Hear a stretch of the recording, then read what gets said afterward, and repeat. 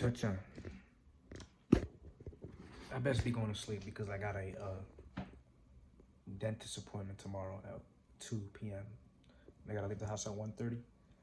But I want to wake up and get an exercise in, get a nature in, get a hot cold shower in, get a yoga session in. But I want the yoga session to be particularly long, so I want like an hour to do my yoga session. I want that grace period where I just want a nice grace period. So I'm gonna get up pretty early, but I'll probably be fucking tired. But it is what it is. I gotta switch my schedule. Preparing for this initiation. But on some real nigga shit, in my meditation today, I kind of just put my hands in sort of like a prayer, like right this, like a bow down type of ish. You know what I mean? I can't do it right now, but like imagine another hand going like this and, you know, like pressed up against this hand and going down. And I noticed that when you do that, and just like you give yourself all into that, and you just like sort of bow down, like giving yourself up, you get a lot of joy in that. That's what I noticed. I don't know what the fuck the science is to that shit, but it works. If you ever feel sad or something, mad or whatever, you start giving yourself up. Like, take your ego away, essentially. Like, take yourself aside. You might not be perfect. You might have, like, you might relapse. You might sin. But if you do that and you just bow down, then it feels good, you know? Like, you get relief, and then you just take yourself out of the equation of the problem.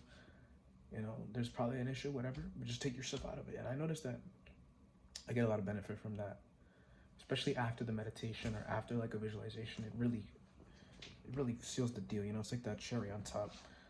So, you know, it's the cherry on top. But one thing I want to say is like the yoga session that I got going on right now, I enjoy it. I enjoy doing it.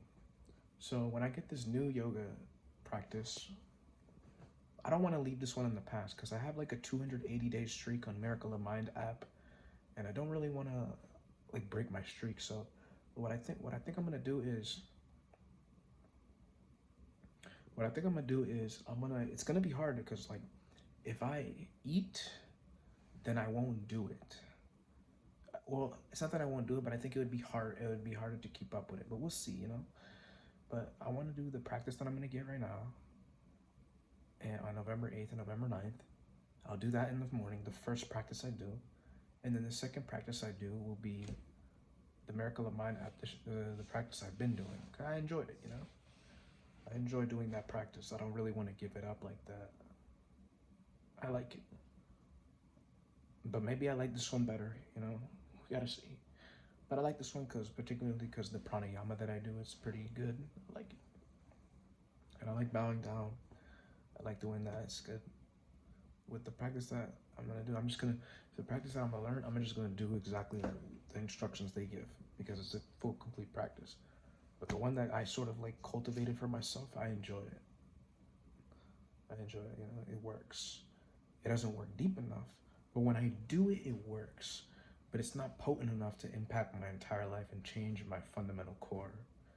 I'm changing, but it's not deep enough to get rid of the addictions and get rid of like my habits and stuff like that. But that's all I gotta say.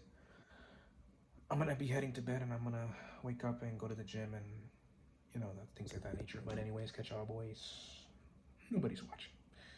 Why do I do this, you ask? Because Pramanansa Yogananda once said that the person who does nothing is worse off. Like the person who does something, even like he says, like even the person who goes out into the world and works and shit like that, they're more to the universe than the person who sits back and does nothing. So I made this account just to upload videos for the universe, essentially for people. I'm not enlightened, I don't have the tools, but this is just another story in the grand scheme of the universe that whoever needs it, it's there. It won't last forever, but whoever needs it in this window of time, 2025 and up, and as long as the YouTube is alive and the internet is still a thing, whoever needs it, it's there. I left my due diligence. I did my thing. You know what I'm trying to say? not into be gay or something. Just I'm just doing. I'm just doing. I'm just doing. I'm just putting it out there. You know what I'm saying? But it's like a life journey. You see all the shit is gonna be like hours and hours of content there, ready for people to just watch and stuff. But they just click, they see a video, and they just like, oh, I want to see what's up with this. Oh, this title's pretty interesting. That's it. Yeah.